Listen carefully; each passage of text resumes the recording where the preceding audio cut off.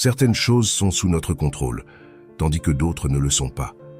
Ce qui est sous notre contrôle inclut nos opinions, préférences, désirs et aversions. En somme, tout ce qui découle directement de nos actions.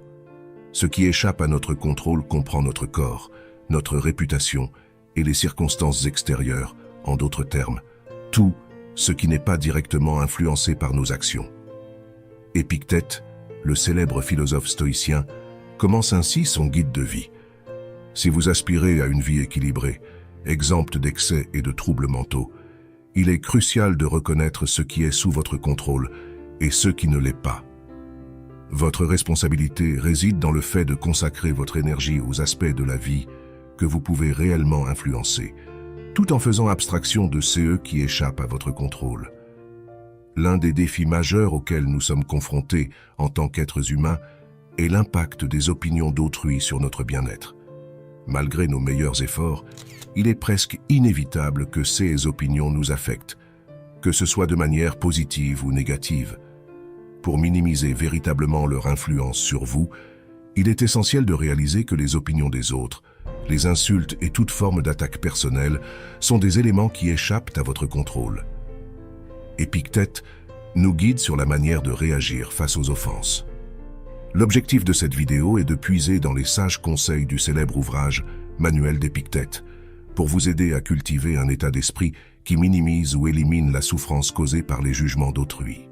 À travers cette leçon inspirée des enseignements d'Épictète, cette vidéo vous exposera pourquoi il est futile de se préoccuper des opinions d'autrui. L'objectif ici est de vous aider à cultiver un état d'esprit qui vous rendra invulnérable aux influences négatives. La première leçon aborde la question des insultes et des offenses. Gardez à l'esprit que la personne qui insulte ou offense n'est pas celle qui est réellement affectée. C'est votre propre jugement qui qualifie ces actions comme offensantes. Donc, si quelqu'un essaie de vous provoquer, rappelez-vous que c'est votre perception qui est à la base de cette provocation. Prenez un moment pour réfléchir et vous verrez qu'il devient plus facile de maîtriser vos réactions. L'une des clés pour ne pas être affecté par les opinions d'autrui est de réaliser que les insultes et les offenses ne sont pas intrinsèquement nuisibles. Le véritable inconfort émotionnel découle de la façon dont nous interprétons et réagissons à ces insultes. Si quelqu'un vous dénigre ou vous manque de respect, sachez que cela ne vous affectera que si vous le permettez. Si vous réagissez de manière négative, la personne qui vous a insulté aura atteint son objectif.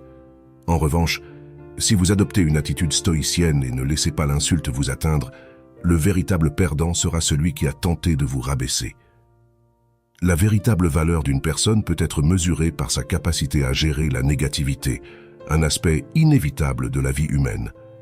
Donc, lorsque vous vous sentez insulté ou offensé, posez-vous les questions suivantes. Est-ce que je veux être le gagnant ou le perdant dans cette situation ? Est-ce que je veux me laisser submerger par ceux qui échappent à mon contrôle?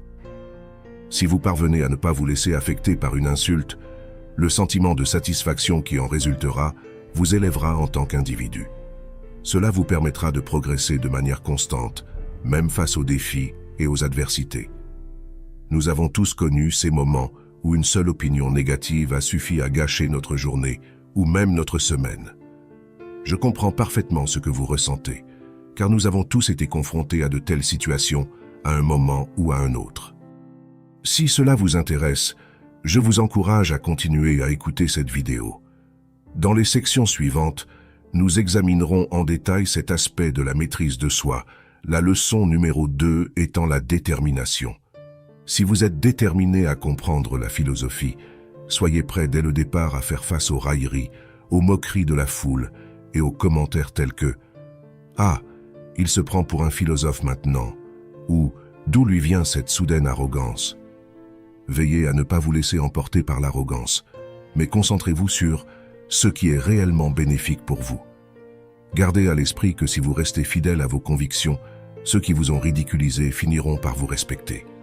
Ensuite, leçon numéro 3 aborde la peur et le déshonneur. Ne vous préoccupez pas de vivre dans le déshonneur ou d'être insignifiant aux yeux des autres. Si notre sens de l'honneur dépendait des autres, ils auraient le pouvoir de nous rendre malheureux, ce qui n'est pas le cas. Ils ne peuvent pas non plus nous contraindre à des actions indignes. Pourquoi devrait-on considérer l'absence de pouvoir ou devenir invité à un événement comme un déshonneur? Enfin, leçon numéro 4 pose une question intéressante. Donneriez-vous votre corps à un étranger? Si quelqu'un offrait son corps au premier inconnu rencontré dans la rue, vous seriez probablement indigné.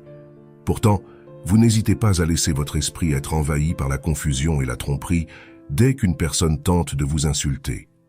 Il est à vous de décider si une insulte devient une offense ou non. À l'instar d'Épictète, vous devriez accorder autant de respect à votre esprit qu'à votre corps. Il est peu probable que vous laissiez un étranger entrer chez vous tous les jours, connaissant le risque potentiel qu'il représente. Cependant, lorsque vous recevez une insulte et la considérez comme une offense, vous permettez en quelque sorte à cette personne de pénétrer dans votre esprit, où elle peut demeurer pendant un certain temps.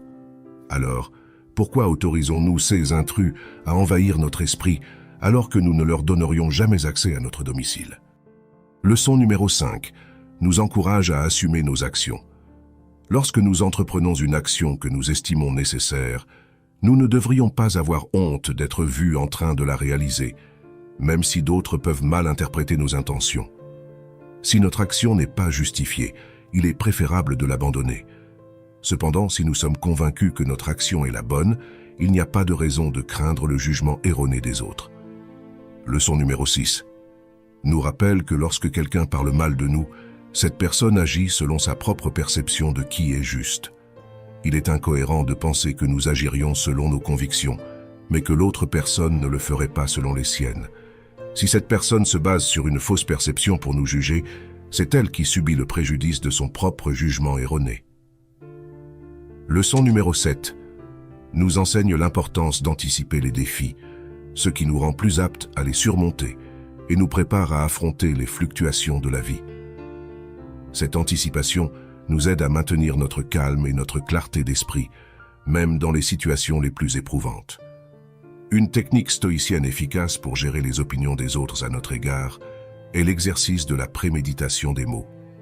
Cet exercice consiste à anticiper et à se préparer mentalement aux critiques, aux jugements ou aux opinions négatives qui pourraient surgir. Leçon 8.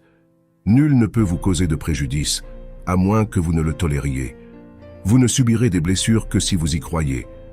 Par conséquent, dirigez votre attention non pas vers la source de votre inconfort, mais vers votre réaction.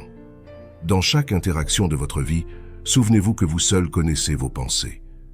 Si quelqu'un vous manque de respect en se basant sur une évaluation erronée, ne lui accordez pas votre temps, car cela n'apportera rien de positif et perturbera votre état d'esprit.